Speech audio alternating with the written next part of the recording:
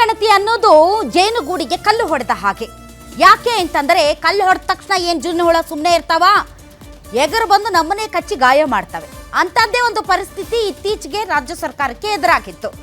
ಜಾತಿ ಗಣತಿ ಮಾಡ್ತು, 10 ವರ್ಷ ಹಾಗೆ ಟೇಬಲ್ ಮೇಲೆ ಇಟ್ಕೊಳ್ತು, ಆಮೇಲೆ ಲೀಕ್ ಮಾಡ್ತು.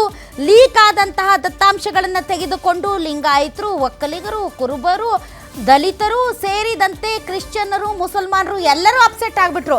ಅಯ್ಯೋ, ನಮ್ಮ ಸಂಖ್ಯೆ ಕಡಿಮೆ ಆಗಿದೆ, ನಮ್ಮ ಸಂಖ್ಯೆ ಕಡಿಮೆ ಆಗಿದೆ, ಜಾತಿ ಗಣತಿ ಅವೈಜ್ಞಾನಿಕವಾಗಿದೆ, ಸರಿಯಾಗಿ ದತ್ತಾಂಶಗಳನ್ನು ಕಲೆಕ್ಟ್ ಮಾಡುವಂತಹ ಕೆಲಸ ಮಾಡಿಲ್ಲ, ಹೀಗಾಗಿ ಮರು ಸರ್ವೆ ಆಗಬೇಕು ಅಂತ ಪಟ್ಟಿಡ್ದು ಕೂತಿದ್ದಂಥ ಸಿದ್ದರಾಮಯ್ಯನವರು ಡೆಲ್ಲಿಗೆ ಹೋಗಿ ಬಂದು ಕಸದ ಬುಟ್ಟಿಗೆ ಹಾಕಿ ಮರು ಸರ್ವೆ ಅಂದೇ ಬಿಟ್ರು.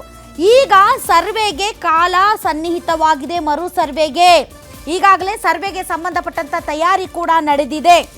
22ನೇ ತಾರೀಕಿಂದ ಆರಂಭ ಆಗುತ್ತೆ. ಇದೇ ಸೆಪ್ಟೆಂಬರ್ 22ರಿಂದ ಆರಂಭ ಆಗಿ ಅಕ್ಟೋಬರ್ 7ರವರೆಗೆ ಈ ಸರ್ವೆ ನಡೆಯುತ್ತೆ.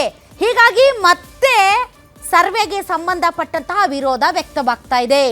ಕುರುಬರು ಎಷ್ಟಿಗೆ ಸೇರಿಸಬೇಕು ಅಂತ, ವೀರಶೈವರು ಧರ್ಮದ ಕಾಲಂನಲ್ಲಿ ಏನು ಬರಿಬೇಕಂತ ಕನ್ಫ್ಯೂಸು, ಮತ್ತೊಂದು ಕಡೆ ಬಂಜಾರ ಲಂಬಾಣಿ ಸಮುದಾಯದವರು ಕೂಡ ಅಪ್ಸೆಟ್ಟು, ಇನ್ನೊಂದು ಕಡೆ ಬ್ರಾಹ್ಮಣ ಕ್ರಿಶ್ಚಿಯನ್ರು, ಮುಸ್ಲಿಂ ಕ್ರಿಶ್ಚಿಯನ್ರು, ಮುಸ್ಲಿಂ ಏನೇನೋ ಗೊಂದಲಗಳ ಗೂಡು.